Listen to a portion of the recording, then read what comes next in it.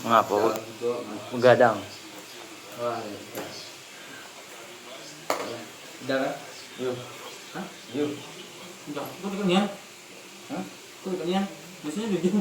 Enggak pas lah 0,5 buat 0,5 lebih hemat dah sih. Ini mana? Ada belas kan? Nampak kan Reza? Nampak. Adil. Adil. Kok dalam satu ujung dipotong loh? Oh ini masing-masing ya. Mundur sedikit. Potong apa? Sudah ganti gue deal. Rupanya penyewa HP aku panas tuh gara-gara casingnya itu. Aku pakai ini dingin terus lah. Itu casing yang potong itu. Aku mau beli itu padahal yang versi yang setengah terbuka. Belum datang. Aku beli dulu. Ini saya beli. Bukalah dulu babaknya. Bab 4 ya? Bab 5 ada. Bab 5. Oh ikut kan Den? Dansa? Sudah tadi malam. Udah. Ada di malam kemarin. Kok nggak boleh ikut dia?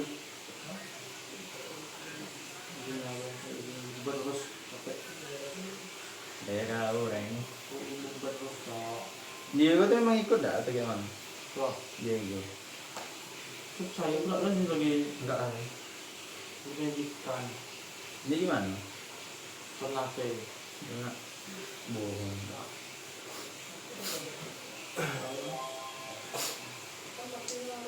Pemantik kesus. Formatif dan formatif. Semua ya. Mulai tak? Ya, assalamualaikum. Di sini kami akan memulai diskusi kami. Ya, pembahasan utamanya itu ialah desain asesmen diagnostik, formatif dan sumatif. Di sini kami mendiskusikan penilaian autentik, umpan balik serta rubrik untuk HOTS-nya dan deep learning-nya.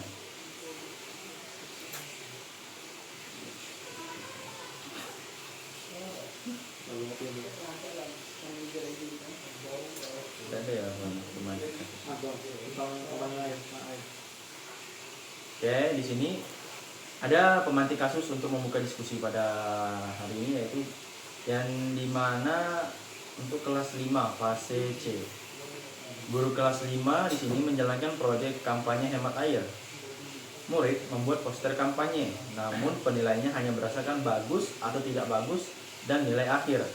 Akibatnya, murid tidak mengetahui apa yang perlu diperbaiki. Kelompok yang aktif mendominasi dan kualitas argumen atau ketepatan data rendah. Guru juga tidak memiliki data diagnostik untuk mengetahui miskonsepsi awal siswa tentang hemat air. Baiklah, pertanyaan pertamanya di sini ialah data apa yang seharusnya dikumpulkan sejak awal agar guru tahu kesiapan dan miskonsepsi murid.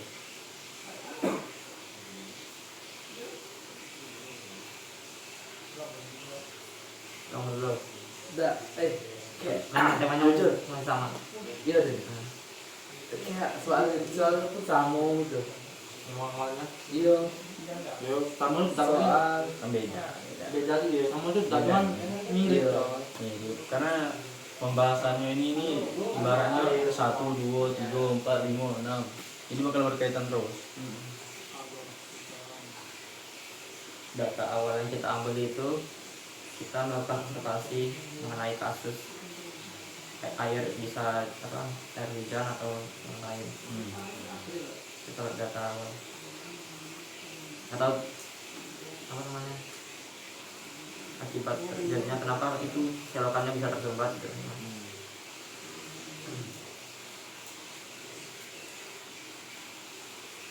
menurut itu menurut saudara Aden. Kalau menurut saya itu bisa juga dengan mengumpulkan data baru diagnostik, nah yaitu untuk mengetahui kesiapan belajar dan kemungkinan miskonsepsi siswa tentang hemat air. Nah, data ini itu dapat diperoleh melalui asesmen diagnostik sederhana seperti pertanyaan kunci. Nah, seperti pertanyaan kunci, minimal 3-5 soal atau diskusi singkat mengenai konsep penggunaan air dan cara menghematnya. Nah, dari jawaban siswa, guru dapat melihat apakah siswa sudah memahami konsep dasar hemat air atau masih memiliki pemahaman yang keliru. Hasil asesmen ini kemudian digunakan guru untuk menentukan tindak lanjut pembelajaran. Misalnya, memberikan penjelasan tambahan, contoh konkret, seperti contoh konkret atau kegiatan penguatan bagi siswa yang masih belum memahami konsep tersebut.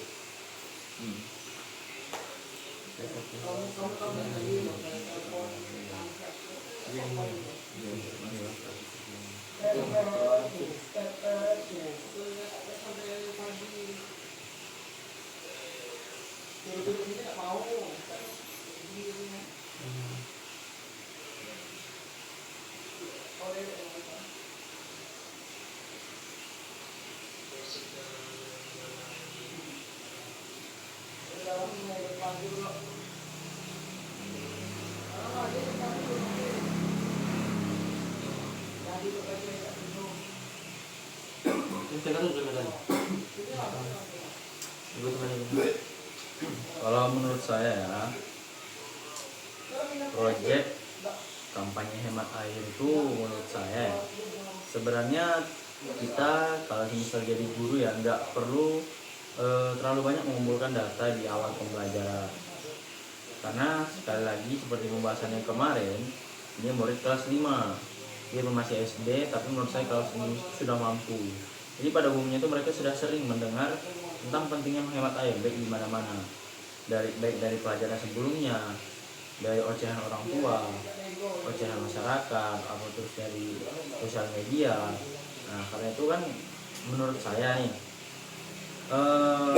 melakukan asesmen awal yang terlalu rinci itu ujung-ujungnya bakal nambahin kerjaan kita sebagai guru yang sudah banyak dan capek banyak kerja lagi. Nah, itu bercanda guru.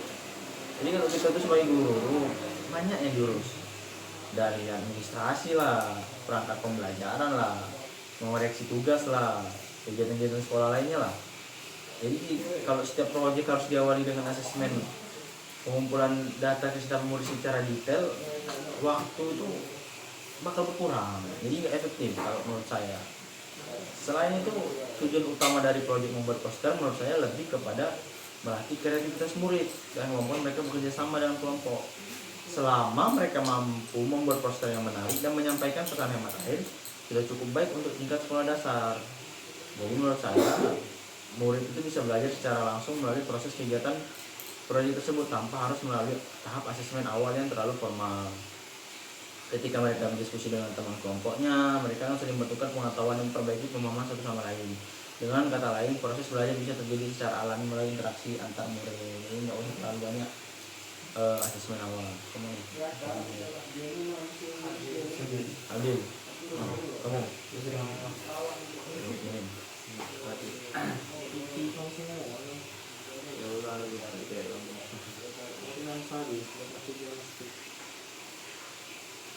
Tuang.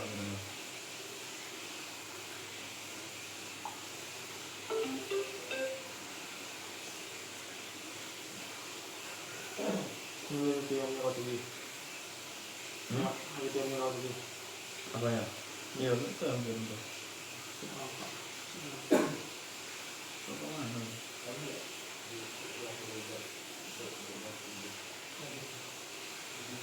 Menurut saya itu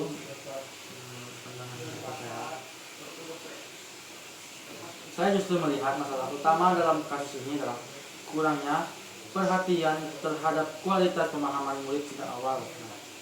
Jika guru langsung meminta murid membuat poster tanpa mengetahui pemahaman mereka terlebih dahulu, maka kemungkinan besar poster yang dihasilkan hanya berisi slogan yang dangkal tanpa alasan yang kuat. Murid mungkin hanya menulis kalimat seperti hemat air penting atau jangan boros air, tetapi mereka sendiri belum tentu memahami alasan yang sebenarnya untuk menghemat air tersebut atau dibalik pesan tersebut. Nah, oleh karena itu, menurut saya, guru seharusnya mengumpulkan beberapa jenis data dari awal pembelajaran Nah, yang pertama itu adalah data tentang pengetahuan awal murid mengenai sumber air dan pentingnya menjaga ketersediaan air. Nah, guru bisa menanyakan dari mana air itu berasal, bagaimana air sampai ke rumah mereka, dan apa yang bisa menyebabkan air menjadi langka atau susah didapatkan.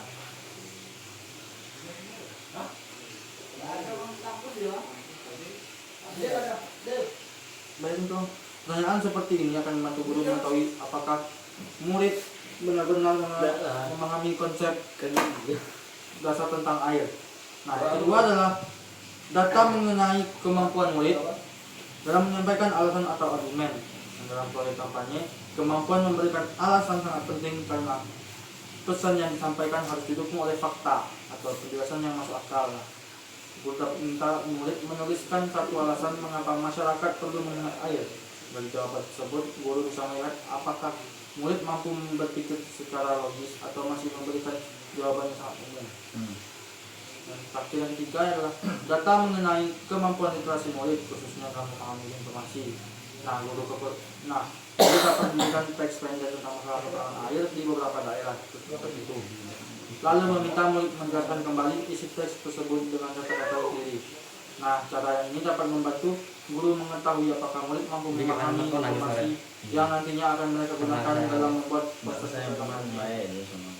Nah, jika data-data tadi dikumpulkan sejak awal, guru akan memiliki gambaran yang lebih jelas mengenai kondisi murid. Guru dapat merancang kegiatan pembelajaran yang benar-benar membantu murid memperbaiki pemahaman mereka sebelum membuat poster. Nah, dengan demikian, proyek kampanye tidak hanya menghasilkan karya visual yang menarik saja, tapi juga pesan yang memiliki data pengetahuan dan alasan yang kuat. Nah, mungkin itu saja menurut saya. Menambahkan. Lalu juga.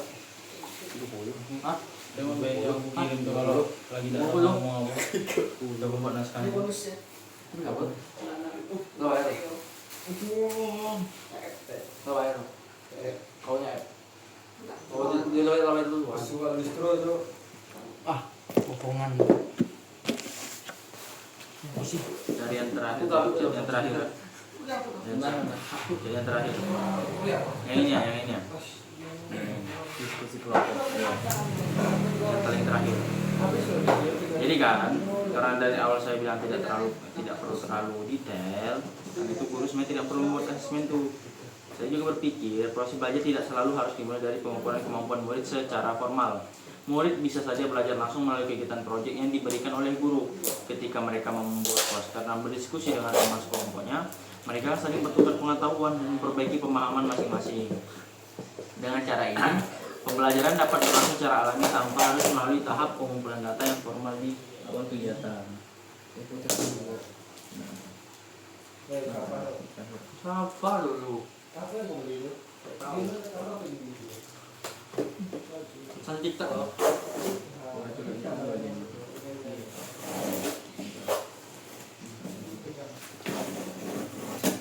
Sudah. Nah, dia langsung melanjutkan ke tiga.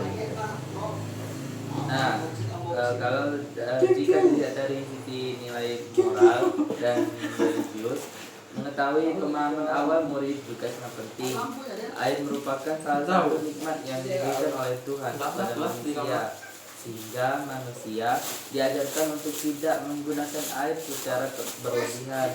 Guru dapat menanyakan kepada murid bagaimana kebiasaan mereka menggunakan air di rumah, sehingga pembelajaran tidak hanya berfokus pada pengetahuan, tetapi juga menemukan sikap tanggung jawab dan rasa syukur terhadap sumber daya alam. Nah, saya itu masih berpikir ya, bahwa dalam kondisi nyata di sekolah dasar, guru seringkali harus bekerja dengan waktu yang sangat terbatas. Jika setiap proyek terlambat, pembelajaran harus dimulai dengan pengumpulan data kesiapan murid, maka kegiatan pembelajaran bisa menjadi terlalu panjang dan tidak efisien. Apalagi dalam satu semester, guru harus menyediakan banyak materi yang sudah ditentukan dalam kurikulum. Karena itu, menurut saya pendekatan yang lebih praktis adalah langsung memberikan kegiatan proyek kepada murid. Selain itu, tujuan dari proyek menurut saya lebih kepada melatih kreativitas murid daripada menguji pemahaman konsep secara mendalam. Murid didorong untuk membuat gambar, slogan, dan pesan yang menarik agar masyarakat tertarik membaca kampanye hemat air. Jika guru terlalu fokus pada tengok yang di grup ya, terlalu fokus pada pengumpulan data awal, kegiatan kreatif seperti ini justru menjadi kurang menyenangkan bagi murid.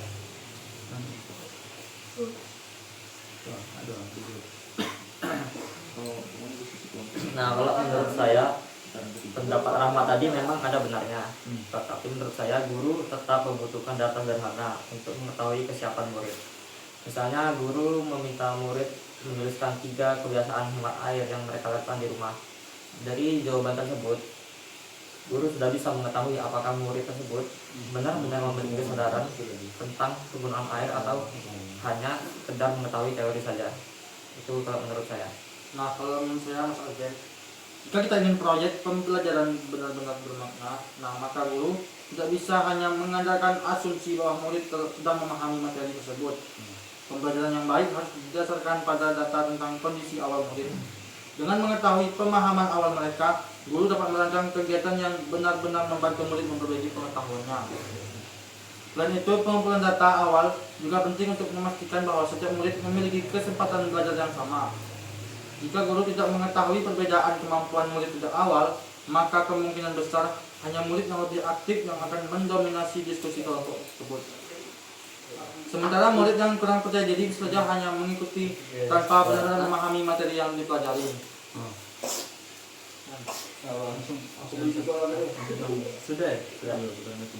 Nah, dalam perspektif nilai dan karakter, pembelajaran tentang hemat air juga berkaitan dengan sikap amanah terhadap lingkungan. Dengan mengetahui kebiasaan murid sejak awal, guru dapat mengaitkan pembelajaran dengan nilai tanggung jawab dalam menjaga alam. Hal ini penting agar murid tidak hanya memahami konsep hemat air, tetapi juga memiliki kesadaran untuk mempraktikannya dalam kehidupan sehari-hari. Gimana ya? Saya tuh tetap masih berpikir bahwa terlalu banyak pengumpulan data di awal tuh ya. Pembelajaran itu kayak ujian.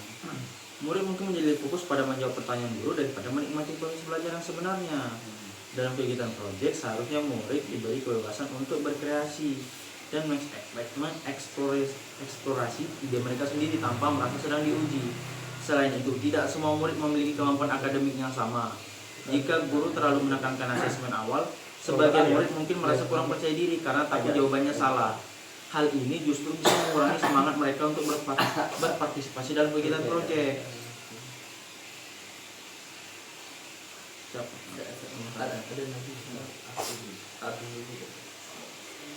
Nah, seperti yang Rahmat bilang tadi, kalau menurut saya ya, sebenarnya ada jalan tengahnya antara kedua pendapat ini. Guru tetap dapat mengumpulkan data awal, tetapi dengan cara yang santai dan tidak terasa seperti ujian yang seperti Rahmat bilang tadi. Misalnya melalui permainan pertanyaan, diskusi kelompok kecil, atau aktivitas berbagi pengalaman tentang penggunaan air. Itu kalau menurut saya, kita ambil jalan tengahnya. Nah, saya berpendapat tadi bahwa data awal merupakan bagian penting dari proses pembelajaran. Tanpa data tersebut, guru hanya menebak kondisi murid saja. Padahal tujuan pendidikan adalah membantu murid berkembang dari kondisi awal mereka menuju pemahaman yang lebih baik. Nah, selain itu, data awal juga membantu guru menentukan strategi pembelajaran yang tepat. Jika ternyata banyak murid yang memiliki miskonsepsi tentang air, maka guru dapat memberikan penjelasan tambahan sebelum mulai. Nah, dengan cara ini, hasil poster yang dibuat murid akan memiliki kualitas kesan yang lebih baik dan mendalam.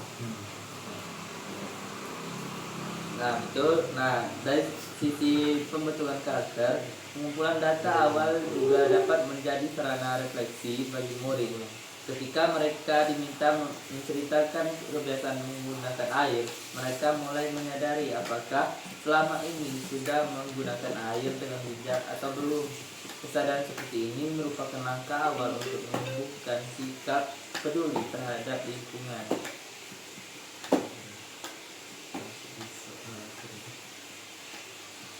Nonton bagaimana itu? Bikin dan nanti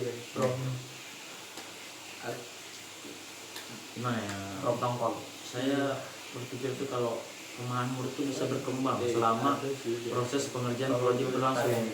Ketika murid berdiskusi dengan teman satu kelompoknya, mereka akan saling berbagi ide, seperti yang saya bilang tadi, dan pengetahuan. Dari diskusi tersebut sebenarnya mereka bisa memperbaiki pemahaman masing-masing. Guru juga bisa mengamati secara langsung bagaimana murid berpikir dan berdiskusi, sehingga tanpa asesmen awal pun yang formal, guru masih dapat mengetahui kondisi pemahaman murid secara umum. Nah, pendapat Rahmat itu memang kalau menurut saya menunjukkan kondisi nyata di kelas yang sering dihadapi guru. Namun menurut saya tetap diperlukan informasi awal mengenai pemahaman murid agar pembelajaran dapat dirancang dengan lebih tepat. Data tersebut tidak harus dikumpulkan melalui tes yang panjang, tetapi bisa melalui pertanyaan tematik sederhana seperti kebiasaan murid menggunakan air di rumah atau di kehidupan mereka, atau alasan mengapa air perlu dihemat. Dengan cara ini, guru tetap mendapatkan gambaran awal tanpa menambah beban kerja secara berlebihan. Sekian, terima kasih.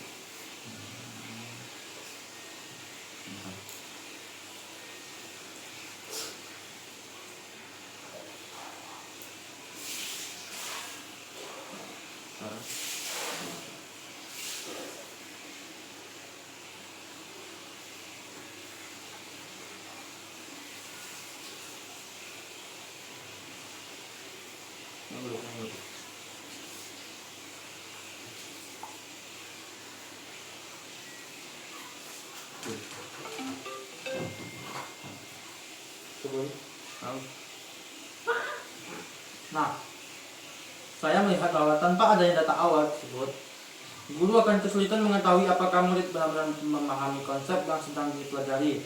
Nah, jika murid langsung diminta membuat poster dan praktek pemahaman cukup, maka poster yang dihasilkan kemungkinan hanya berisi slogan yang umum dan tidak memiliki alasan yang jelas. Nah, dalam pembelajaran yang baik, pesan yang disampaikan seharusnya didukung oleh pengetahuan yang benar agar tidak menimbulkan kesalahpahaman. Selain itu, data awal juga penting untuk mengetahui apakah terdapat miskonsepsi pada murid. Nah, misalnya, ada murid yang mengira bahwa air tidak akan pernah habis dan selalu ada hujan, atau ada yang berpikir bahwa penggunaan air secara berlebihan tidak berdampak pada lingkungan. Jika miskonsepsi seperti ini tidak diketahui dari awal, maka pembelajaran proyek tidak akan benar-benar membantu murid memperbaiki pemahamannya. Nah, jika dilihat dari sisi nilai moral dan spiritual, pengumpulan data awal juga bisa membantu guru mengetahui sikap murid terhadap penggunaan air. Air merupakan nikmat yang diberikan oleh Tuhan kepada manusia, sehingga manusia diajarkan untuk tidak menggunakannya secara berlebihan. Dengan mengetahui kebiasaan murid dalam menggunakan air, guru dapat menanamkan nilai tanggung jawab dan kepedulian terhadap lingkungan sejak dini.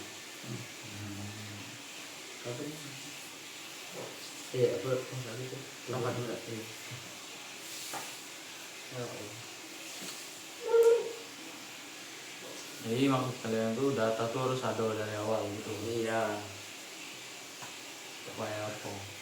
Jelas pemahaman murid itu paham atau enggak. Nah, ya istilahnya diagnostiknya dulu kan diketahui.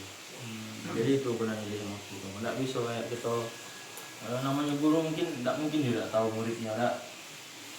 Maksudnya? Langsung be gitu, udah usah kayak Ditebak. ya kan kita kan nggak tahu murid kita dewe maksudnya kan kita kan guru wali kelas. Misalnya itu.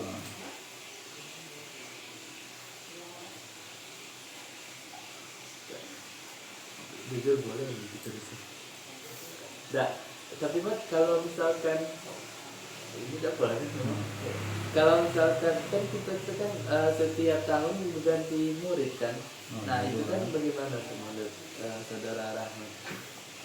Kalau berganti murid ya Oh iya, nggak mungkin lah bangga. Nggak mungkin lah bangga. iya aku bagi itu. Ada masa buku ada apa? Ada itu. Oh alanya di kontrak. Dan sudah. Adalah iya aku kedis. Gimana bang? Mau mas ya? Iya. Di asal utang. Oh, Ya nanti loh. itu udah deh pengetahuan maksudnya. Ya pengetahuan itu apa lagi ya? aduh lupa lagi aku keterampilan tuh, aduh lupa lagi. Yang aku ingat cuma dia diagnostik dulu apa, kan ada 3, ada pengetahuan, kognitif itu kayak Penampilan, apa? penampilan, penampilan, Coba ya, coba pula aku. kognitif, pengetahuan. Iya.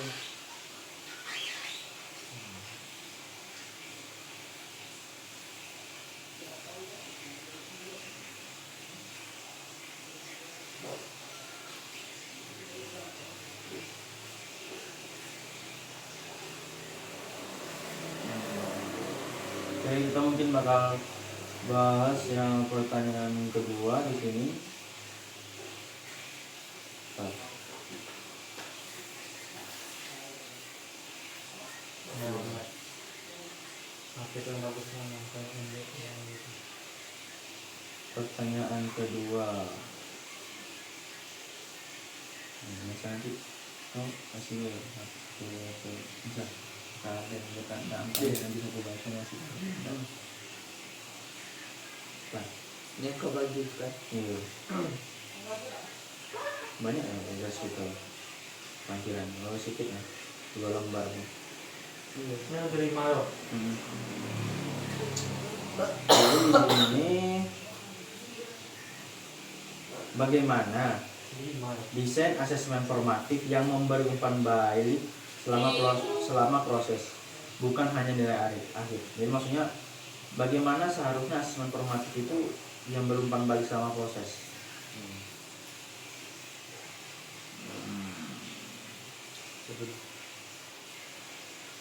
Menurut saya asesmen formatif itu untuk proyek seperti kampanye hemat air ya, itu yang penting kan asesmen formatif ini kan asesmen yang terdiri selama proses pembelajaran kan. Gimana ya?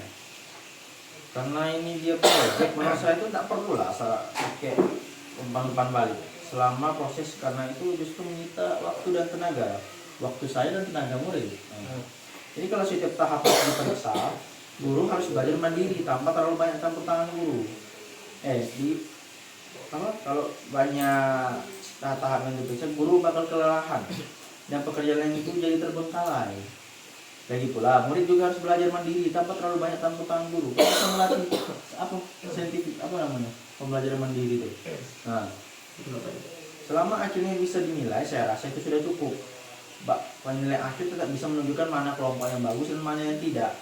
Selain itu ya, terlalu banyak umpan balik bisa membuat siswa bergantung pada guru, jadi manja, jadi caper. Mereka harus menunggu koreksi sebelum melanjutkan pekerjaan. Padahal dalam proyek seperti ini, kreativitas justru muncul ketika siswa bebas bereksplorasi tanpa terlalu banyak aturan. Guru itu cukup menjelaskan tugas di awal, lalu memberikan murid bekerja sendiri sampai selesai. Setelah itu barulah guru memberi nilai sebagai bentuk evaluasi. Menurut saya cara ini lebih praktis dan tidak menyulitkan guru. Jadi asesmen formatif itu di proyek seperti ini tidak usah harus ada. Enggak, saya kurang sependapat dengan Anda. Asesmen formatif justru sangat penting agar guru dapat memantau perkembangan badan murid selama proses proyek berlangsung. Nah, dalam proyek kampanye hemat air, guru seharusnya memberikan umpan balik pada beberapa tahap. Misalnya saat murid merancang pesan kampanye, mencari data dan menyusun poster. Nah, dengan begitu, siswa dapat memperbaiki kesalahan sebelum produk akhir dibuat. Jika guru hanya menilai hasil akhir, maka kesempatan belajar murid menjadi terbatas. Nah, kalau dalam pandangan saya ya, berapa?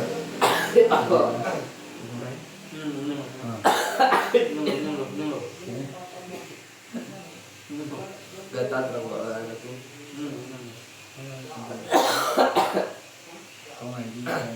Proses memberikan umpan balik juga merupakan bagian dari tanggung jawab seorang guru. Guru bukan hanya menilai hasil, tapi juga murid agar berkembang dengan baik.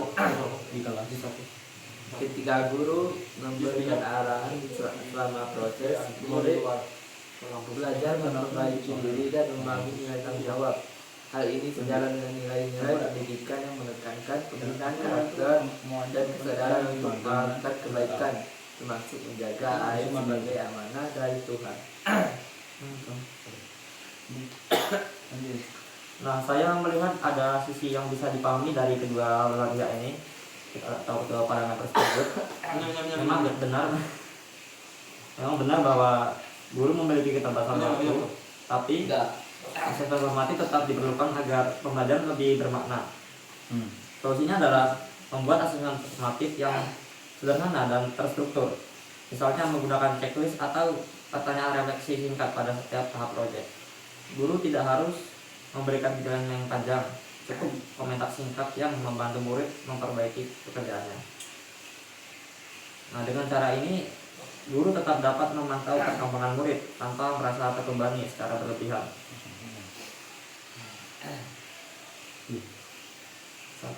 Murid juga tidak sepenuhnya bergantung pada guru karena mereka tetap bekerja dalam kelompok dan melakukan refleksi secara sendiri. Jadi asesmen formatif tetap berjalan, tetapi dengan cara yang efisien dan realistis bagi guru yang seperti Rahmat bilang tadi. Ya, terima kasih. Setengah jalan dah. 31. Setengah jam. Iya, 21 ya. 21 menit. 31.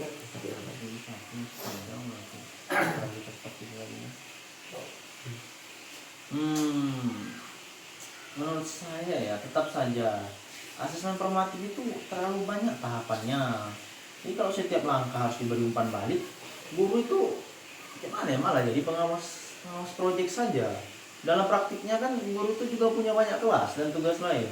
Bisa terlalu fokus pada proses, waktu untuk mengajar materi lain bisa berkurang. Jadi saya tetap berpendapat bahwa penilaian akhir sudah cukup mewakili hasil belajar si murid saya. Nah, justru karena waktu terbatas tersebut, asesmen formatif perlu dirancang dengan baik. Guru dapat menentukan titik-titik penting saja untuk memberikan kembali. Misalnya, ketika murid menyusun ide pesan kampanye dan ketika mereka menyiapkan data pendukung. Nah, dengan begitu, guru dapat memastikan bahwa siswa tidak salah arah sejak awal pembelajaran. Nah, selain itu juga proses memberi umpan balik juga dapat melatih sikap rendah hati dan kesediaan untuk memperbaiki diri. Murid belajar bahwa setiap pekerjaan dapat disempurnakan melalui nasihat dan bimbingan.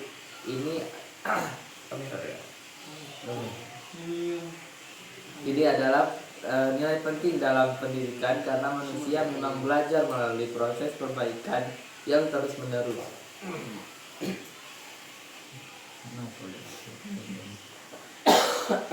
Sahur gorengan. Kalau boleh mana ya? Hah? Kalau boleh kan? Tahu? Sahur gorengan. Enggak lah. Bahas dalam lah. Enggak. Ada dalam aja. Kalau yang Orang apa yang ngomong ada lagi. Nah, kalau aku pikir ya pendekatan yang paling realistis adalah kita menggabungkan kedua asesmen atau beberapa strategi yang sederhana. Misalnya guru meminta setiap kelompok menuliskan rencana pesan itu mereka dalam satu atau kalimat-kalimat yang utama. Dari situ guru bisa langsung memberikan komentar apakah pesannya jelas atau belum. Nah, selain itu guru juga melakukan diskusi singkat dengan setiap kelompok selama proses pembuatan poster tadi. Pertanyaan sederhana seperti apa data yang mendukung pesan kalian. Nah, atau mengapa orang harus peduli dengan hemat air padahal masih SD. Tuh kan? Ada orang tua kan? Ngapain ya? Nah, sudah cukup untuk memicu perbaikan. Dengan cara ini asesmen formatif tetap terjadi tanpa membebani guru secara berlebihan seperti yang Rahmat bilang tadi. Jadi pokoknya kita menggabungkan kedua strategi tadi. Itu menurut Mas Afdan. Kalau menurut saya, gimana ya? Saya ini orangnya simple saja. Jangan terlalu ribet lah ya. Ya bisa lah, jangan ribet-ribet. Proses itu justru bisa memperlambat pekerjaan murid. Mereka jadi sibuk memperbaiki hal-hal kecil yang sebenarnya tidak terlalu penting. Tidak semua orang jadi pembuat poster lah. Misalnya yang murid kita ajar itu jadi apa? Ya minimal ngerti Tidak lah. amin. Minimal ngerti lah. Dalam proyek poster itu kan yang penting tuh hasil visualnya menarik. Nah, pesan dasarnya tersampaikan, maupun pesan template terserahlah. Guru tuh tidak perlu terlalu detail menilai setiap tahun. Lagi pula poster-poster itu saya yakin ujungnya bakal dibuang, tidak ada bakal di apa dah, di apa namanya, ditempel di kelas udah jelek. Selain itu kan dalam kerja kelompok tuh biasanya memang ada murid yang lebih aktif daripada yang lain. Itu hal yang wajar menurut saya dalam kerja tim. Tidak semua murid harus berkontribusi sama besar. Selama tugas selesai, project selesai, ya, project based learning. Nah, menurut saya itu sudah cukup sebagai indikator keberhasilan project. Nah, kalau saya justru melihat seperti masalah dominasi kelompok. Itu merupakan alasan terkuat mengapa asesmen formatif diperlukan untuk setiap murid. Nah, guru juga harus memantau proses kerja murid agar setiap murid yang memiliki kesempatan berpartisipasi mendapatkan haknya. Ya, kelompok dapat bertanya gitu. Nah, misalnya meminta setiap anggota kelompok menjelaskan bagian pekerjaannya atau memberikan refleksi singkat tentang kontribusi mereka, contoh murid tentang apa, dan tentang seterusnya itu. Nah, selain itu asesmen formatif juga dapat membantu meningkatkan kualitas argumen dalam poster. Nah, guru bisa meminta murid menjelaskan alasan di balik pesan kampanye mereka dan memeriksa apakah data yang digunakan sudah benar atau tidak. Nah, dengan cara yang seperti ini, poster yang dihasilkan tidak hanya menarik saja secara visual, tetapi juga kuat secara isi dan makna. Kan? Nah, menurut saya ketika setiap murid diberi kesempatan untuk menyampaikan pendapat dan menerima umpan balik, mereka akan menghargai satu sama lain. Nah, ini juga mengajarkan nilai keadilan dan tanggung jawab dalam kerjasama. Nah, saya melihat bahwa asesmen formatif ini dapat dirancang sebagai bagian dari beberapa aktivitas belajar, bukan tambahan pekerjaan. Misalnya dengan kegiatan presentasi singkat antar kelompok atau sesi saling memberi komentar satu sama lain. Nah, dengan cara itu murid belajar dari temannya sekaligus memperbaiki karyanya sebelum penilaian akhir. Itu kalau menurut saya. Tapi Mas Arden ya, kali lagi saya bilang ya, tetap saja semua proses itu terasa terlalu perfecto, terlalu ideal. Dalam kenyataannya sudah dibilang oleh Bapak siapa gitu kemarin, nggak masalah apa tantangan utama guru tuh waktu dan administrasi. Erwin. Kita, iya Bapak Erwin, karena kita buat asesmen itu nggak langsung kita selesaikan, karena kita harus butuh persetujuan dari sini lah, website-nya lah, dari TU-nya lah. Nah, ini kalau setiap proyek harus dipantau sedetail itu, pekerjaan saya sebagai guru yang simpel ini berat. Saya ini simpel saja orangnya. Nah, Mas Tamak bahwa guru memiliki keterbatasan waktu. Nah, tetapi perencanaan yang baik dapat membuat asesmen formatif tetap berjalan efektif. Nah, guru dapat menetapkan jadwal umpan balik yang jelas. Nah, misalnya satu kali pada tahap perencanaan ide dan satu kali lagi pada tahap penyusunan poster. Nah, dengan cara tersebut proses tersebut tetap terkontrol tanpa memakan terlalu banyak waktu seperti yang dikatakan Mas tadi. Nah, selain itu juga guru bisa menggunakan format umpan balik yang sederhana seperti 3 pertanyaan utama. Apakah pesan sudah jelas? Apakah data sudah benar? Dan apakah alasan yang diberikan sudah kuat atau belum? Nah, format seperti ini membantu guru fokus pada aspek penting tanpa harus memberikan komentar panjang dan memakan waktu yang banyak. Nah, saya juga melihat bahwa bimbingan selama proses merupakan bentuk kepedulian guru terhadap perkembangan murid. Ketika guru hadir dalam proses belajar mereka, murid merasa dihargai dan terdorong untuk bekerja lebih sungguh-sungguh.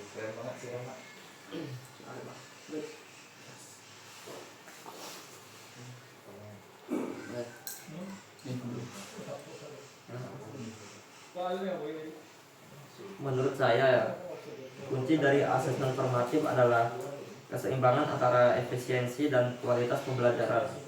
Guru tidak harus memeriksa semua hal secara detail seperti yang Rahmat bilang tadi, tetapi cukup memberikan arahan pada bagian yang paling penting.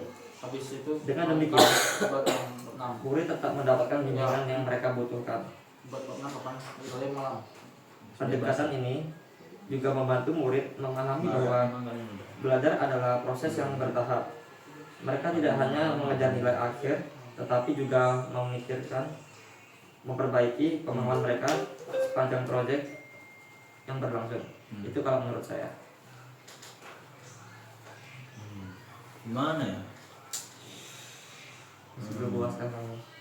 Baiklah, saya bisa memahami lah garis besarnya. Asesmen formatif memang memiliki manfaat tertentu, namun saya masih ada pendapat lain bahwa guru itu harus memilih cara yang paling praktis agar tidak mendapat beban kerja secara berlebihan.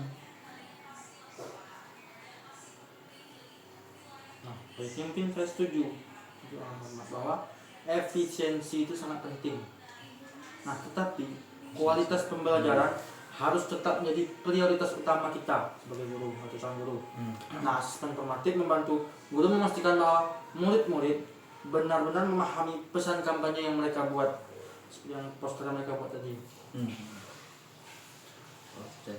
Nah, selain itu proses saling memberi masukan juga menumbuhkan sikap saling menasihati dalam kebaikan.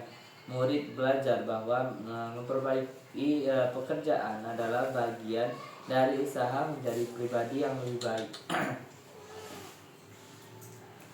Nah, jika kita ambil kesimpulannya ya, asesmen formatif dalam proyek kampanye dalam hemat air itu sebaiknya dilakukan pada beberapa tahap penting seperti merancang pesan, mengumpulkan data, dan membuat poster. Pada setiap tahap guru memberikan umpan balik singkat yang membantu murid memperbaiki pekerjaannya. Cara ini membuat proses belajar lebih terarah tanpa membebani guru secara berlebihan. Itu yang kalau Rahmat bilang tadi. Dengan demikian, murid tidak hanya menghasilkan poster yang menarik, tetapi juga memahami alasan dibalik pesan kampanye mereka. Proses ini sekaligus melatih kemampuan berpikir murid tersebut, cara berpikir kritis, kerjasama, dan tanggung jawab terhadap lingkungan mereka berada, baik di sekolah maupun di rumah atau di lingkungan mereka tadi keluar ya. dalam sehari-hari. Itu kalau menurut saya. Mungkin saya bisa memahami sedikit garis besarnya. Ya, apa kita lanjut saja ke pertanyaan ketiga, teman-teman? Langsung saja ya. Iya. Nah, waktu yang tidak cukup ini kita langsung saja. Di mana di pemantik ini dia bertanya, rubrik atau penilaian seperti apa yang bisa menilai kualitas pesan, ketepatan data, dan kualitas alasan atau argumen secara adil?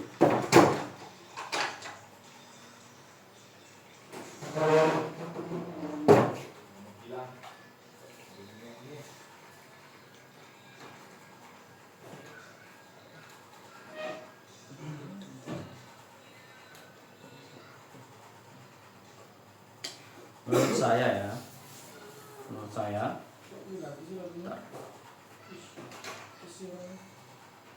karena kan kalau penilaian ini ya, penilaian itu kan banyak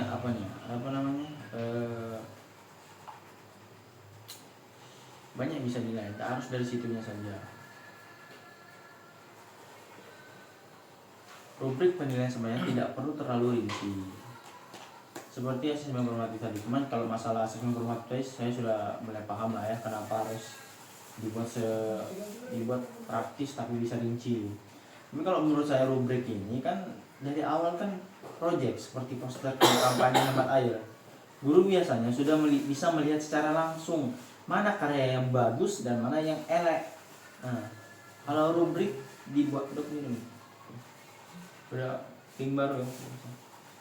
Kalau rubrik dibuat terlalu banyak kriteria, guru itu justru akan kesulitan menilai karena harus memperhatikan terlalu banyak hal sekaligus. Ibaratnya ada 6 kelompok, 6 poster. Harus dinilai gimana prosesnya. Pusing kepala saya sebagai guru, gaji cuma bisa nggak sampai sejuta.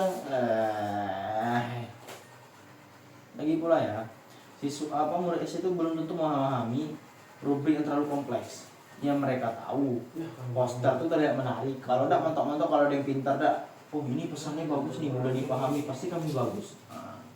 Selain itu ya, membuat rubrik yang detail juga memerlukan waktu yang tidak sedikit. Dari yang awalnya supaya siswa memahami harus mata air, ujung-ujungnya gara-gara project ya murid malah tidak memahami materi utamanya. Yang mereka tahu poster mereka bagus atau tidak. Jadi kan guru tuh harus menyusun indikator, menentukan level yang menjelaskan semuanya kepada murid. Dalam praktiknya tuh seringkali guru hanya membutuhkan gambaran umum untuk memberikan nilai, tidak terlalu detail lah.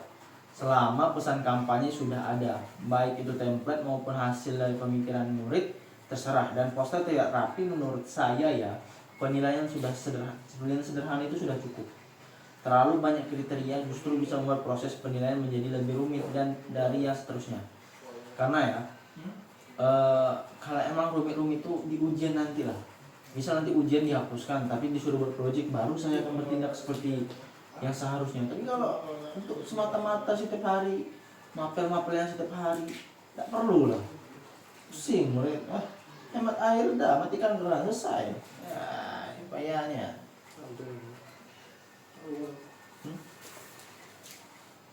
Nih, enggak. Masa ini? Iya, apa asal? Iya, ini ya, saya kalau sependapat. Wah, terus kamu tadi ini. Ya udah Pak. Ntar bisa.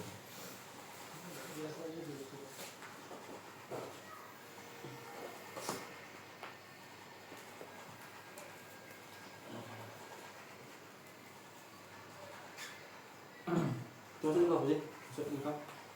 Satu. Pramuka ya? Iya. Iya. Kau yang Siapa jam 2 dah? Jam 2 lah pokoknya.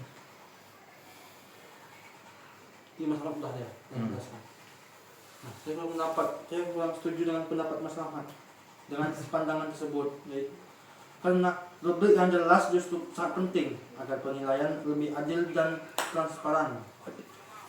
Dalam proyek kampanye hemat air tersebut, rubrik dapat mencakup beberapa aspek utama seperti kejelasan pesan, kecepatan data yang digunakan, serta kekuatan alasan atau argumen untuk yang mendukung pesan tersebut. Dengan adanya rubrik, murid mengetahui sejak awal apa yang diharapkan dari tugas mereka tersebut. Kalau terus Mas Liansa? Nah, kalau dari sudut pandang nilai moral ya, rubrik juga membantu menumbuhkan sikap kejujuran dan keadilan dalam penilaian. Nah, ketika kriteria penilaian dijelaskan dengan jelas, murid tidak merasa diperlukan secara subjektif. Mereka memahami bahwa nilai diberikan berdasarkan usaha dan kualitas pekerjaan mereka. Kalau menurut Mas Arden gimana? Kalau apa ya? Berapa itu? 12 ini.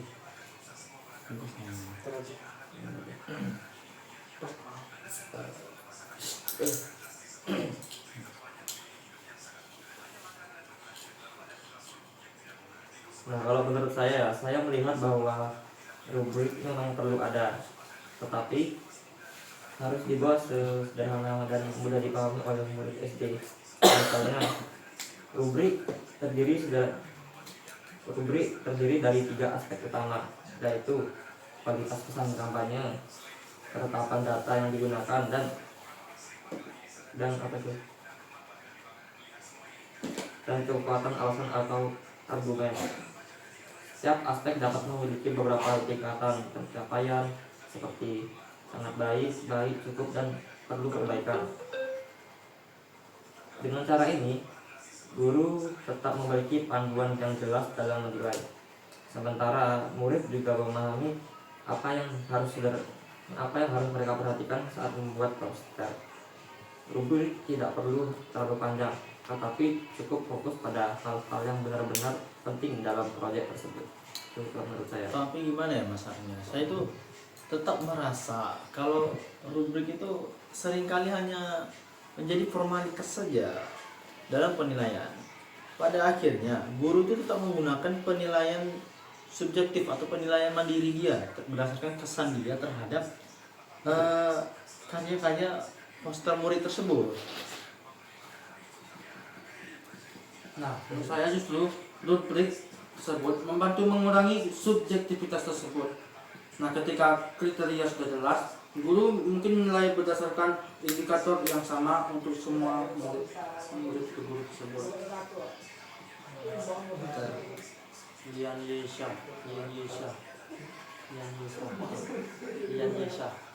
Iya, iya. Nah, selain itu, rubrik juga dapat melatih murid untuk memahami standar kualitas dalam bekerja. Mereka belajar bahwa suatu karya yang baik harus memenuhi beberapa unsur penting.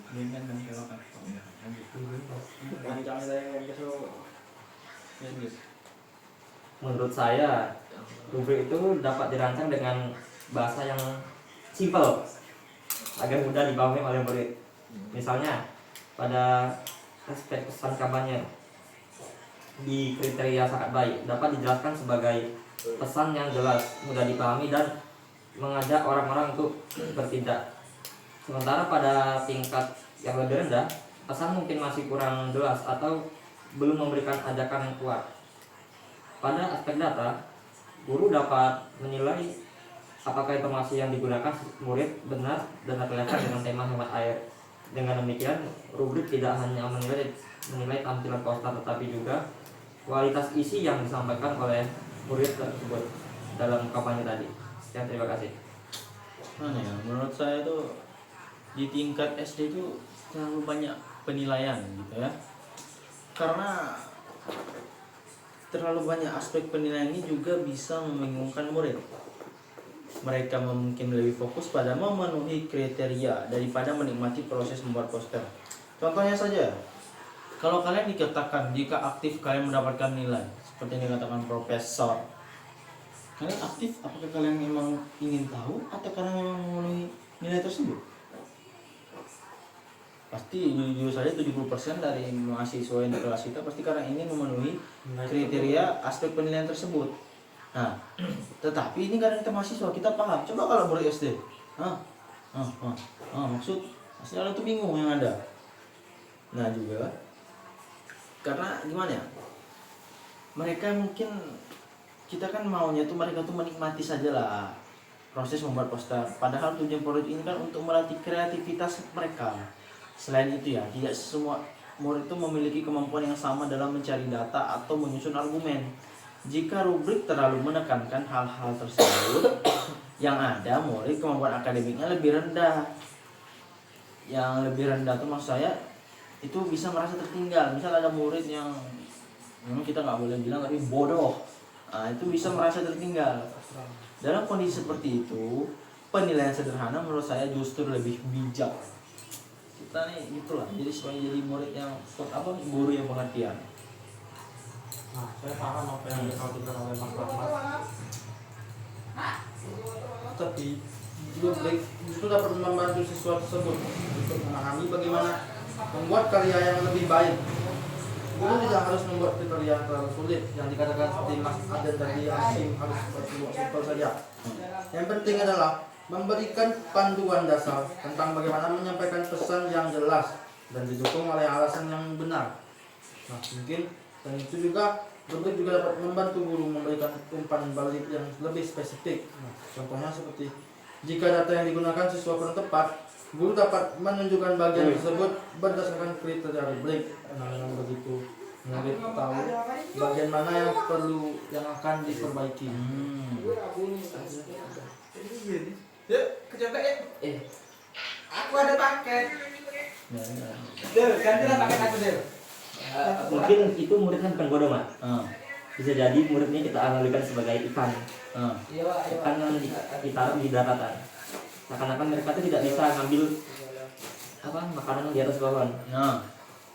Coba kita kasih mereka tuh di tempatnya atau di bidangnya, pasti mereka bisa. Jadi bukan bodoh. Tadi yang bilang bodoh. Bakat tidak sesuai.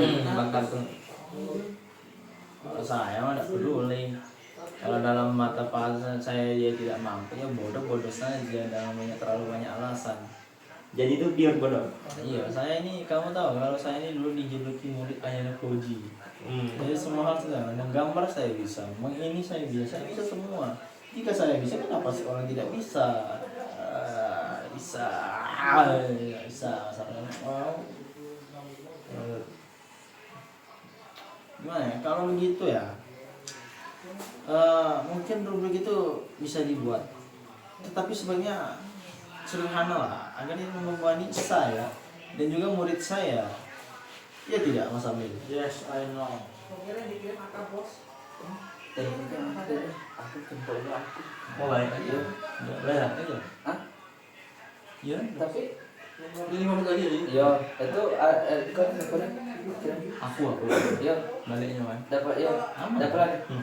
Ya aku dunia. Ya. Yang manis. Roda 4 saya setuju. Iya, 4. Balik dulu ya. Ya.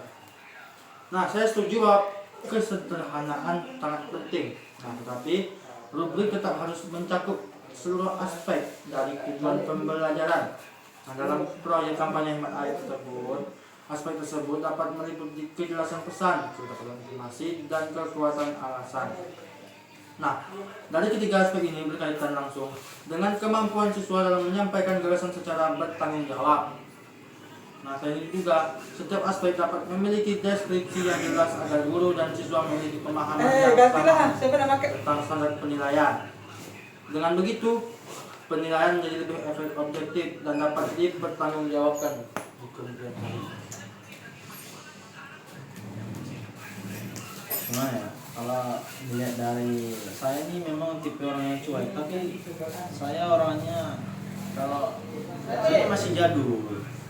Saya tidak terlalu suka penilaian rumitnya kayak gitu. Tapi kalau muridnya baik, menurut saya bakal ngasih nilai plus. Jadi kan kalau kita melihat bahwa kejelasan kriteria dapat mengajarkan nilai keadilan, murid juga merasa bahwa usaha mereka dinilai secara terbuka dan tidak berdasarkan selera pribadi guru. Wong seng. Menurut saya, rubrik juga dapat digunakan sebagai alat belajar, bukan hanya alat menilai. Guru dapat menunjukkan rubrik kepada murid sebelum proyek dimulai, sehingga mereka mengetahui apa yang diharapkan dari tugas tersebut. Dengan cara ini, rubrik berfungsi sebagai panduan bagi murid dalam merencanakan dan memperbaiki pekerjaan mereka. Akhirnya, penilaian tidak hanya menjadi akhir dari proses belajar, tetapi juga bagian dari proses pembelajaran itu sendiri. Itu menurut saya. Baiklah, kalau memang begitu, kalau rubrik memang bisa membantu membuat penilaian yang lebih baik dan jelas, mungkin itu bisa mempertimbangkan. Tapi kalau saya tuh tetap berharap rubriknya itu jangan terlalu rumit. Yang terpenting, mungkin maksud Muhammad yang penting adalah rubrik tersebut benar-benar mencerminkan kualitas pesan, data, dan alasan dalam proses mulai tersebut.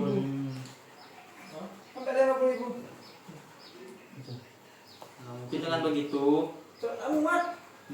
murid juga belajar bahwa menyampaikan pesan kepada masyarakat harus dilakukan dengan jujur dan bertanggung jawab.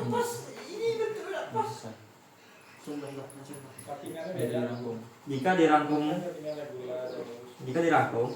rubrik yang baik untuk proyek kampanye hemat air sebaiknya memuat 3 aspek utama, yaitu kejelasan pesan kampanye, ketetapan data atau informasi yang digunakan, serta kekuatan alasan atau argumen yang menggunakan pesan tersebut, mendukung pesan tersebut.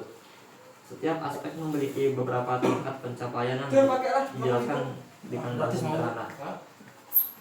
Dengan rubrik seperti ini, penilaian lebih adil karena semua murid dinilai berdasarkan kriteria yang sama. Selain itu, rubrik juga membantu murid memahami bagaimana membuat pesan kampanye yang tidak hanya menarik, tetapi juga benar dan meyakinkan. Itu saja kesimpulannya. Berapa detik?